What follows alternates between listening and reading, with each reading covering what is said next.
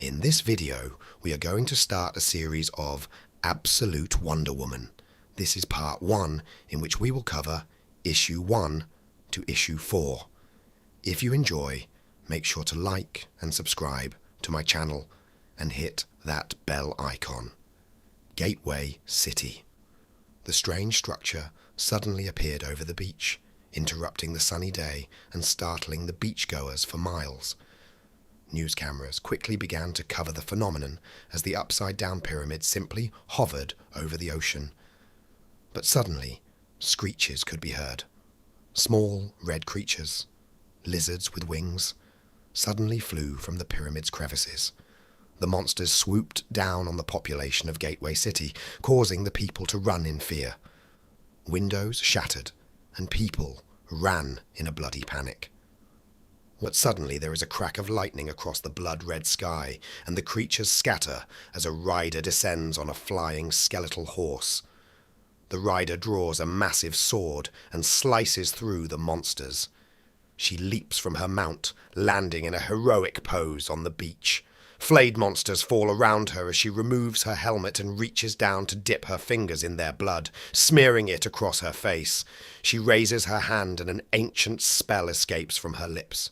The spell lashes out, stunning the monsters and dropping them to the ground. And through it all, a smile plays across her beautiful face. Long ago, on the wild Isle of Hell, the witch Circe continues her endless toil in the darkness. But suddenly, there is a sunshine upon her back. "Never thought I'd be happy to see the sun," she says with a sigh. Apollo, god of the sun, slowly descends upon her. Circe frowns and shields her eyes. "I'm fine," she says with a shake of her head. He holds out a bundle in his hands, offering it to her. Circe looks at it in surprise and takes the baby girl. "Why have you brought a baby to hell?" she asks. Apollo has already begun to float away, the sun rising over the island. The baby is Diana, princess of Theosera. She is the last of the Amazon, and has been taken from them by my father Zeus as punishment for their crimes against the gods, Apollo declares. He tells Circe that Diana may never again see her people, and they have all been imprisoned. Apollo suddenly stops his ascent. From here forth the word Amazon is banned, his words springing forth like rays of the sun. He looks down at the witch and smiles. "Try it for me, Circe." "Try to say the word." "I want to see," he asks. Circe looks at the baby in her arms and whispers the word, but it comes out soundless, like it had never existed in the first place. Satisfied with his work, Apollo turns and continues his ascent with Circe holding the baby in her arms. "This is hell! What if it dies?" she calls. Apollo doesn't bother to look over his shoulder. The gods care not. This is where she belongs now, for however long she is, he calls before disappearing, casting the isle once more into twilight. Circe sighs and places the child on the rocks. Diana gurgles as Circe sits quietly and studies her. Suddenly, a glowing snake begins to make its way towards the child. Circe doesn't move. Unsurprised that hell would take the child so quickly, the snake opens its mouth wide and prepares to strike. But the child is fast, and Diana reaches out and snaps the snake's mouth close. And she giggles as she flings it away. Circe stares in surprise for a moment before smiling at the baby. And so their lives continue in hell.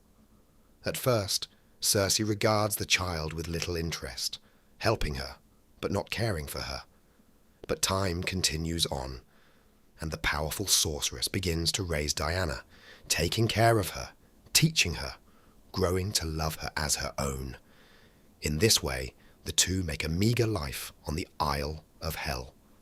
The years pass, and both Diana and Circe grow older until the day finally comes. The present. The warrior. Diana turns away from the pyramid. The beach is littered with the stunned bodies of the demon lizards. She stalks towards the National Guardsman. "Are you in charge here, soldier?" she asks. But the young man can do little more than stare at her with a gaping mouth and stumbling over his words. "You should evacuate all civilians within a mile," she tells him. She motions to the lizards on the beach. They are but harbingers for what is to come, she warns him. Suddenly, the pyramid begins to shake and open from the bottom. Diana sighs and looks back. "We are out of time. Evacuate your civilians and bring your army," she says. She turns back as the pyramid seemingly uncurls and gives birth to a massive demon creature. The monster falls into the ocean and stalks towards the city. But Diana stands in its path, her blade at the ready. She glares up at the monster. "You are not welcome, Harbinger Prime. This world will defend itself. I stand before you with the mythical Athena blade forged by Hestus himself. It is more than capable of sending you to your maker." "This world is protected," Diana declares. The creature regards her for a moment before opening its mouth. Its words are like thunder, pushing Diana back. "But it is not," the beast declares. Suddenly, Diana's skeletal Pegasus swoops down, breathing fire on the monster.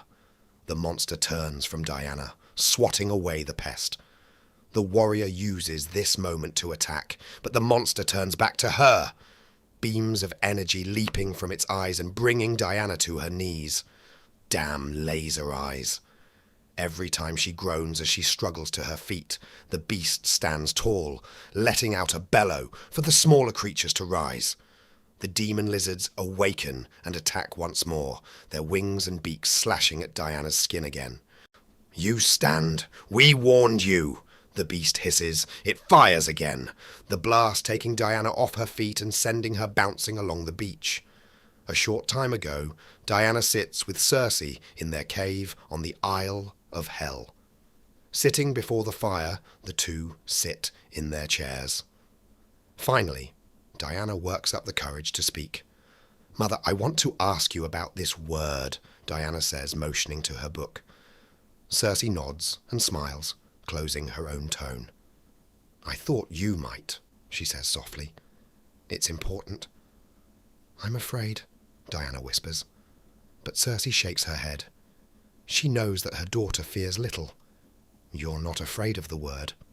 You're afraid of the change saying it will bring," Circe says. She reaches a hand for Diana's cheek. "Say the word, Diana.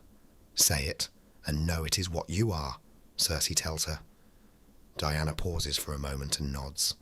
"Amazon," she whispers. And so Circe tells her daughter the truth.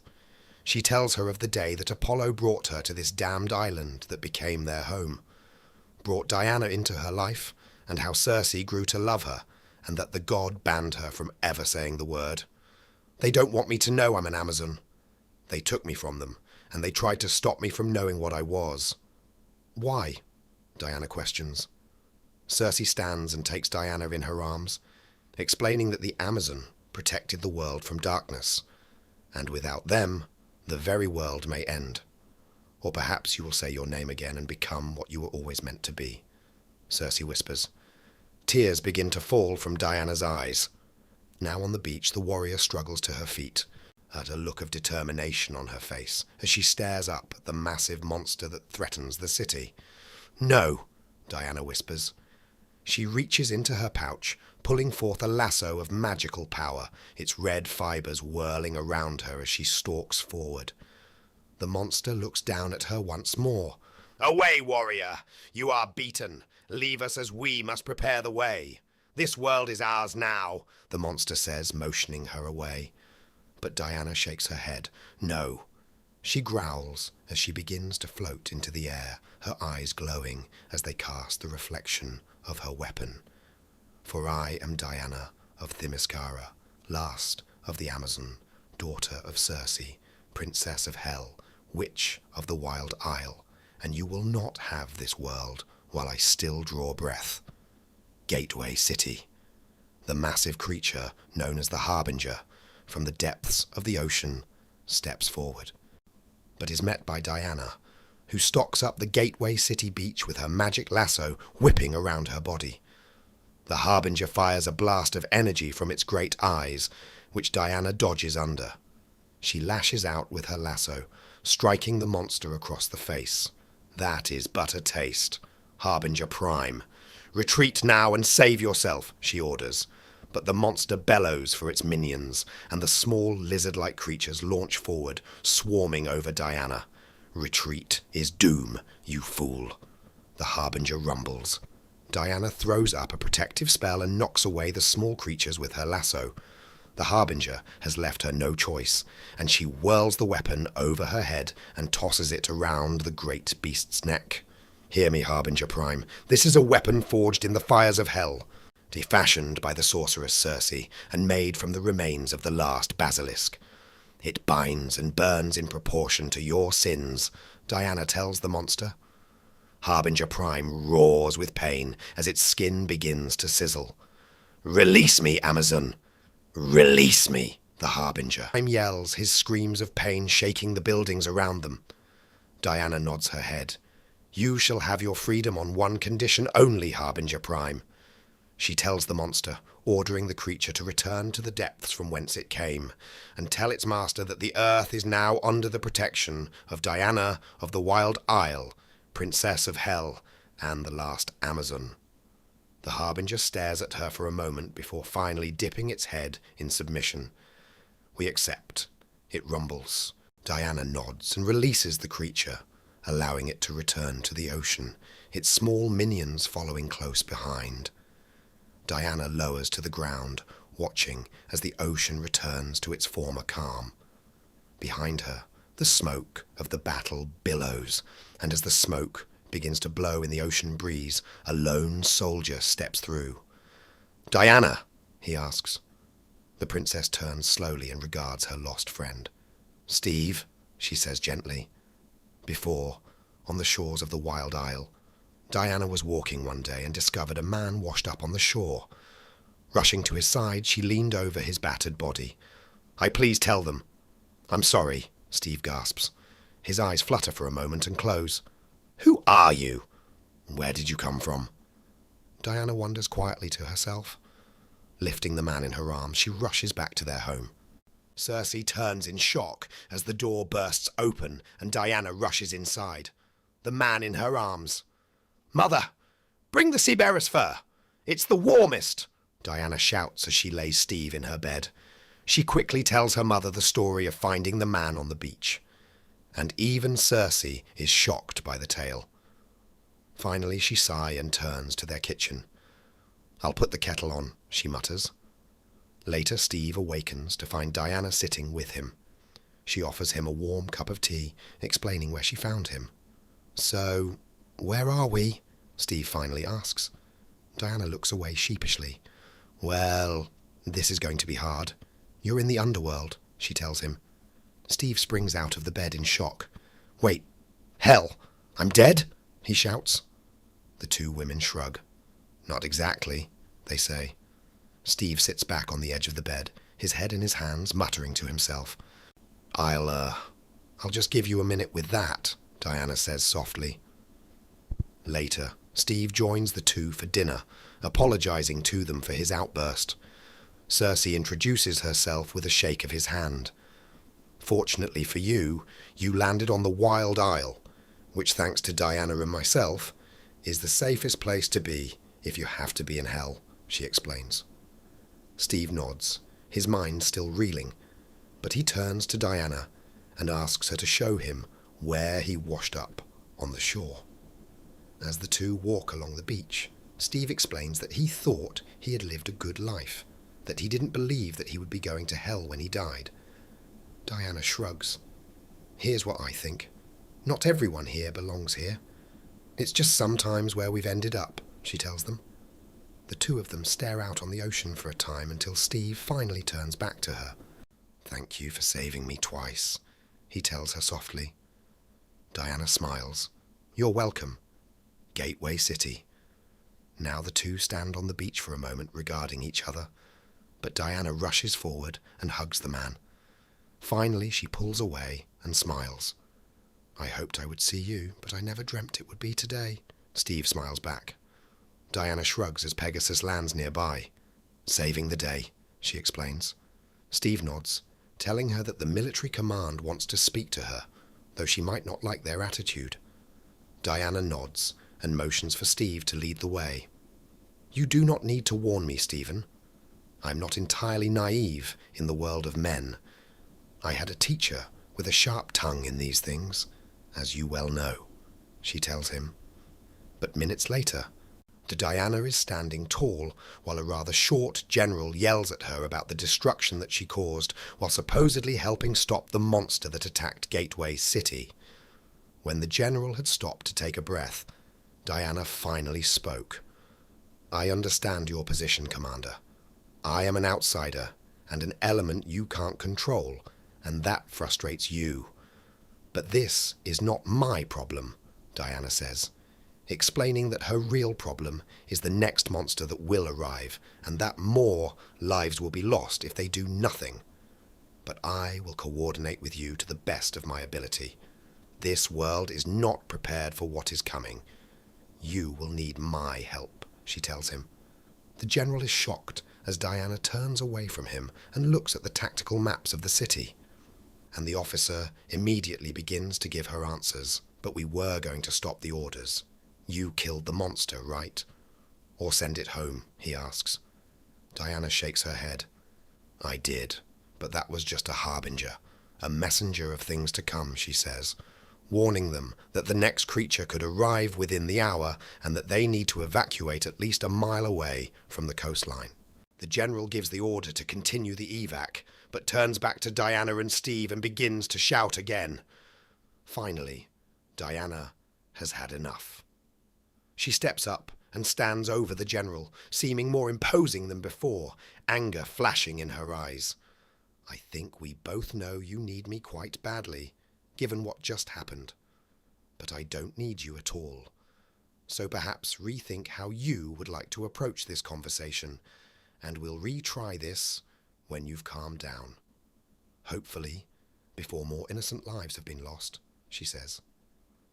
She turns away and storms towards the entrance to the command center. I'll be outside feeding my horse. She snaps over her shoulder. Steve follows her outside to find her feeding magical energy to the skeletal Pegasus. Steve steps forward and pets the undead steed, who nuzzles him with his bony muzzle.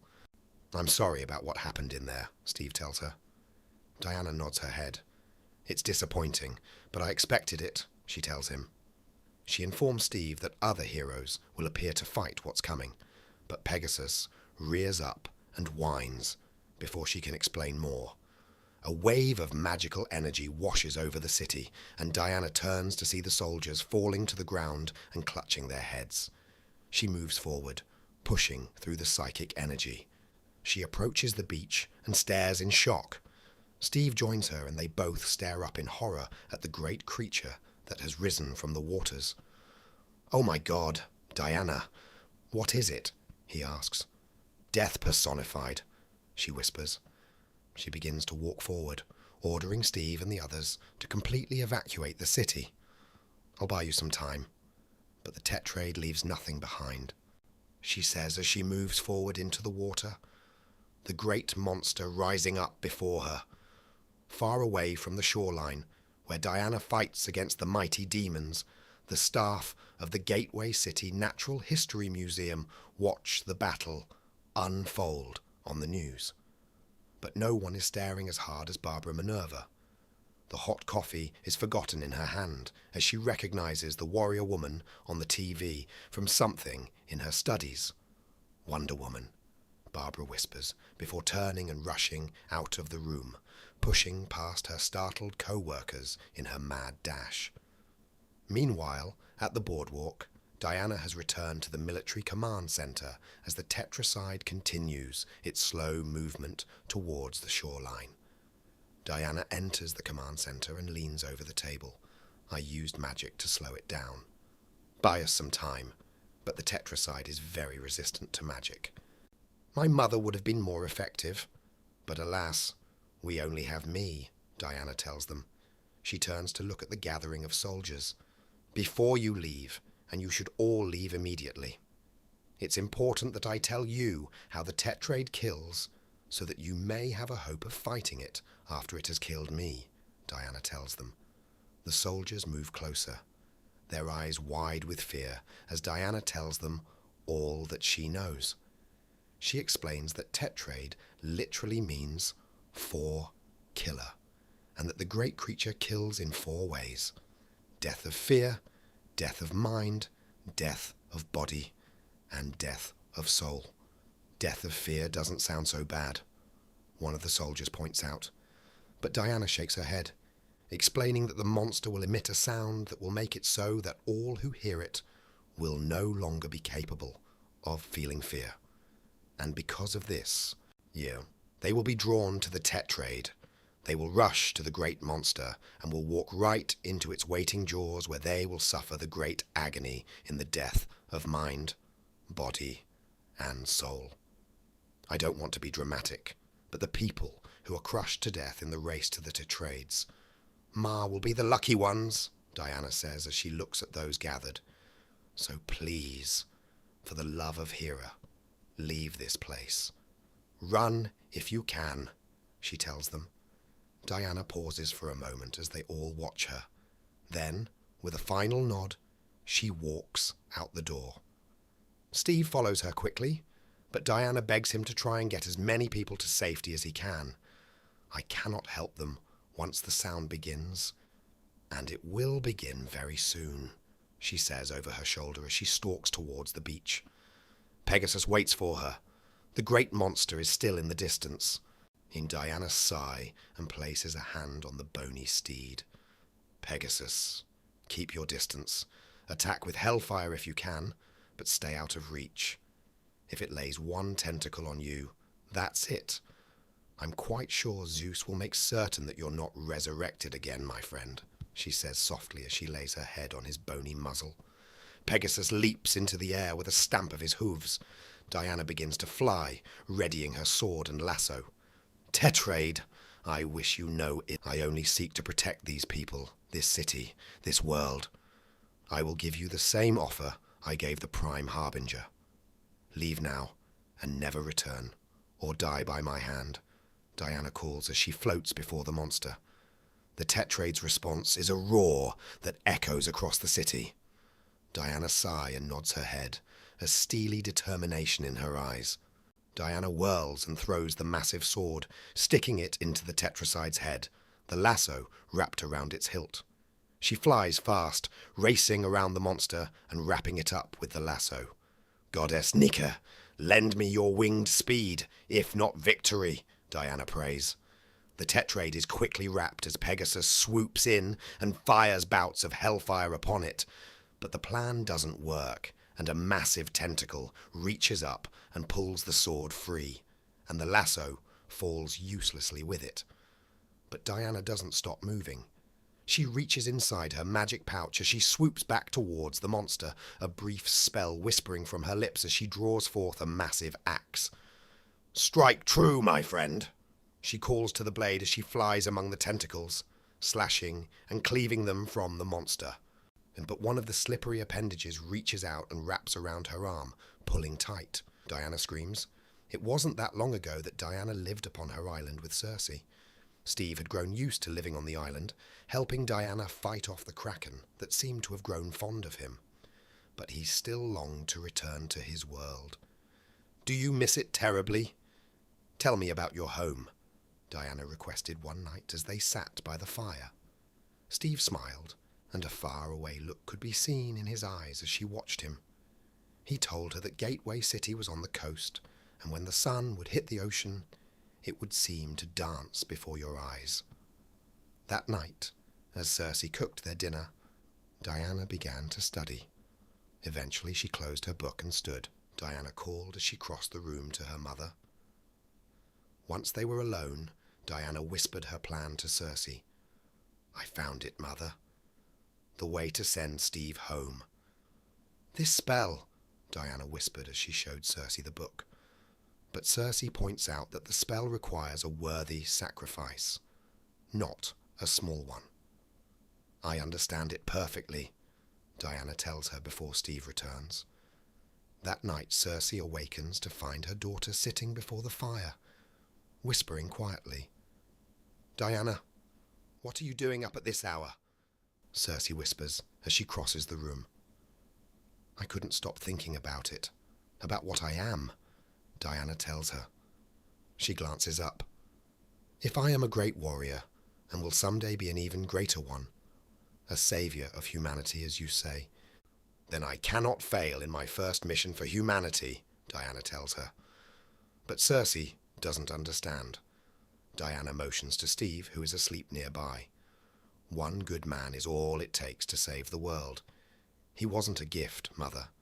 He was a test, Diana tells her. Circe shakes her head and reaches for her daughter. "We don't know that," she whispers, but Diana pulls aside her cloak, revealing her severed arm laying before the fire. "If we are right that I am a great warrior, then the dominant arm of a great warrior is a worthy sacrifice," Diana tells her mother, who gasps and kneels by her daughter's side. "Diana, what have you done?" she cried. The next morning, Steve finds the women on the beach, standing before a roaring green fire as they cast their spells. He is shocked to find Diana is missing her arm, but before he can question the events, and the spell takes effect, Steve begins to disappear. He calls, but the island is gone. And once again, Steve finds himself on the beach of Gateway City, shocked and confused. The spell was cast, and Steve was gone. Diana looked sadly at where he once stood. In the present, the tentacle tightens on Diana's arm, but she whispers a spell, and the arm suddenly disappears with a crackle of magic. Diana falls through the air, but begins to fly again and returns to the command center. "Are you okay?" "Your arm. It took your arm," one of the officers says as he rises to her side. But Diana shakes her head, angry that the soldiers have not retreated yet. "I'm fine. I lost my arm long ago. In its place is a magic arm my mother and I made. I can get it back, but it will take complicated magic," Diana says. She looks around, questioning the soldiers if she was unclear about them retreating. "You need to leave now," she says to the officers as she clicks on a prosthetic arm. She turns to find Steve standing before her, a hand reaching out for her missing arm. "This is how you got me out. You gave them a hero's arm," he says softly. Diana smiles and places a hand against his cheek. "I believe I called it a warrior's arm, but it was more than worth it," she tells him. Steve looks up, explaining that he doesn't want to abandon her to this monster. "I know it's why you were worth saving, but you need to listen to me and go." Diana heads back outside, hoping to buy the evacuation more time. But as she steps outside, she stumbles into Dr. Barbara Minerva. "Miss, you shouldn't be here," Diana tells the excited woman. Barbara stares at her in awe, and Diana turns to leave. "Wonder Woman!" Barbara suddenly shouts. Diana turns back to her in surprise. "The Amazon! It's what they would call their champion. You are one, right?" "An Amazon," Barbara says, her words rushed out. Diana stands before her. "You know about the Amazon?" she asks. Barbara nods, explaining that she has studied the myth of the Amazon her whole life. She even wrote her dissertation on it.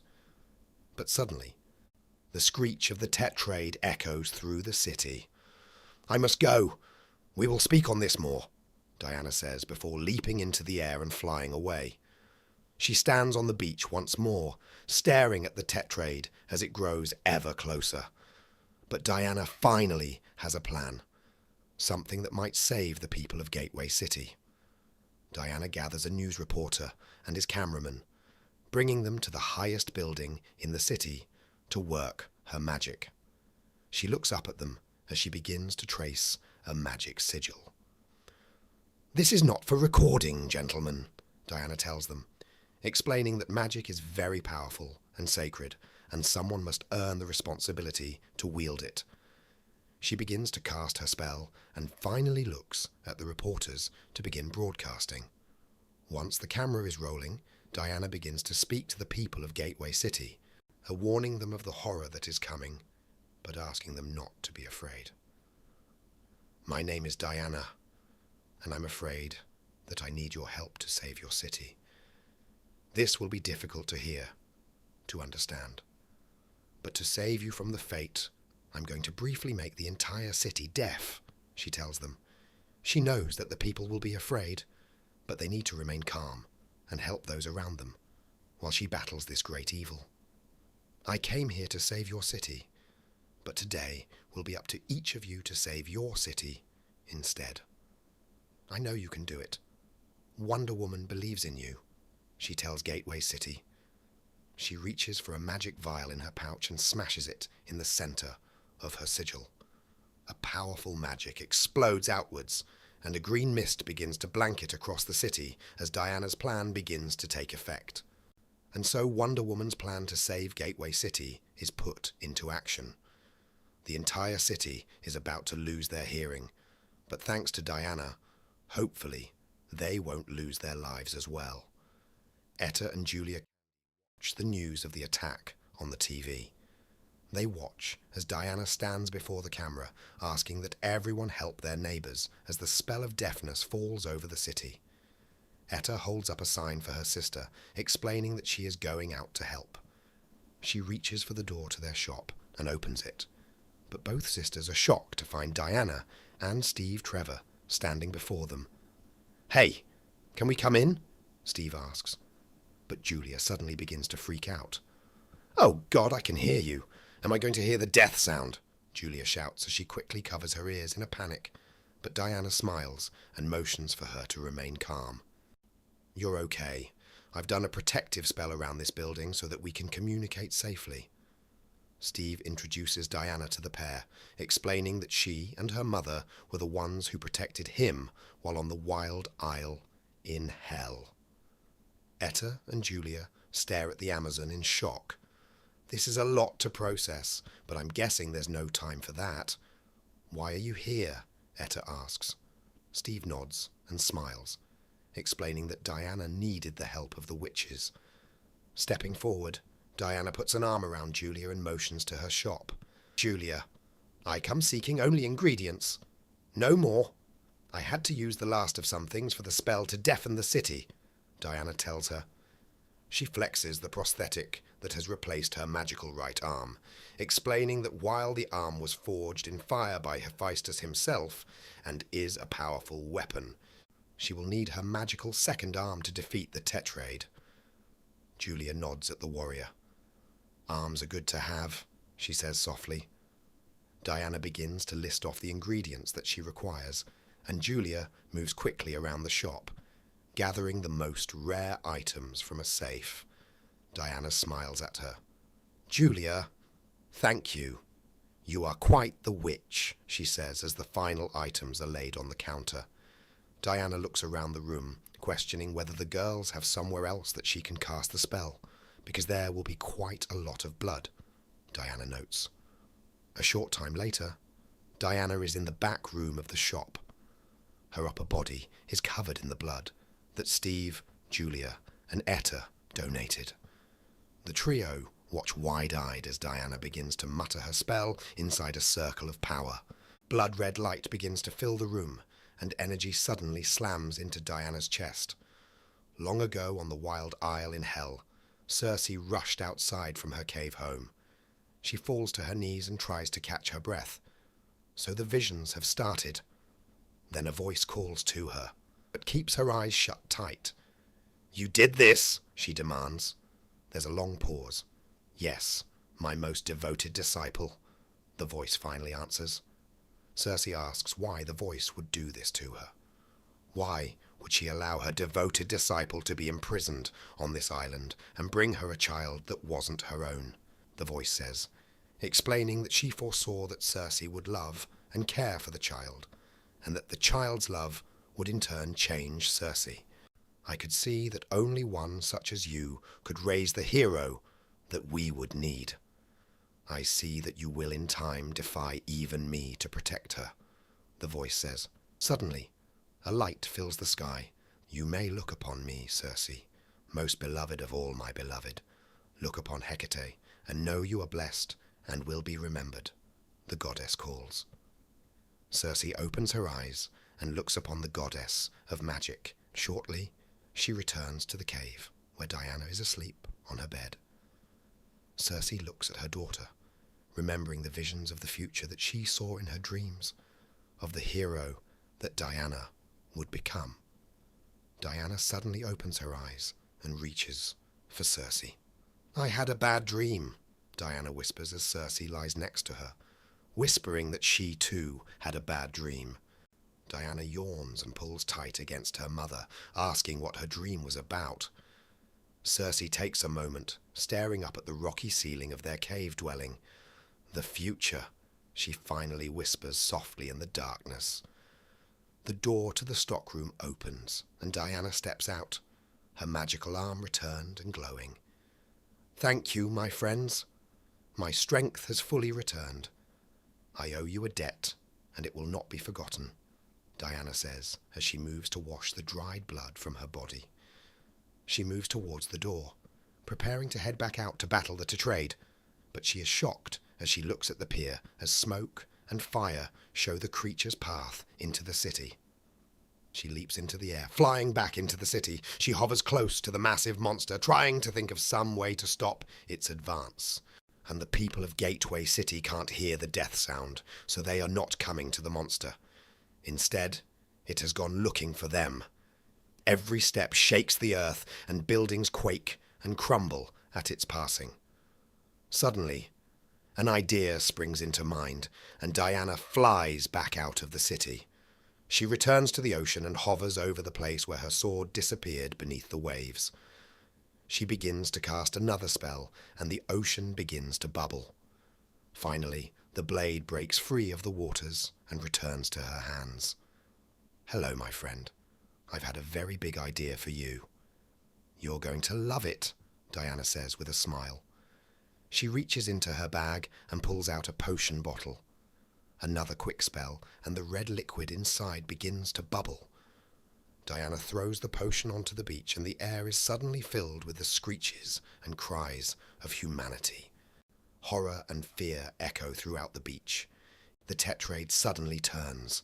It begins to move back towards the beach, drawn to the sounds of anguish that it yearns for. Waiting at the pier, Diana has begun to cast another spell, this time on her sword. It begins to glow green, and as the spell finishes, it grows even larger.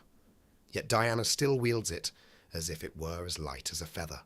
She leaps into the sky, holding a sword so massive that it could stand against the likes of the Tetrade. Yet the monster does not seem to notice as it continues toward the cries of anguish. Diana hovers over the great monster, ready to strike with her blade. Finally, she shouts an order to Pegasus, who blasts the Tetrade with hellfire. The monster looks up and opens its mouth in a roar. Diana responds with her own battle cry and charges downward. The sword is pointed at the monster's mouth, and there is a sickening sound as the metal pierces the great monster, cutting it in two. The monster trembles for a moment before falling to the side, defeated. Victorious, Diana walks away with news cameras capturing the entire ordeal. Meanwhile, in the Oval Office, the president is watching the event unfold. He looks at a nearby woman. "Kale, you're the National Security Advisor. Advise already," he demands. The blonde woman turns to him. "Mr. President, even if she killed that thing, I'd say we still have a very big problem on our hands.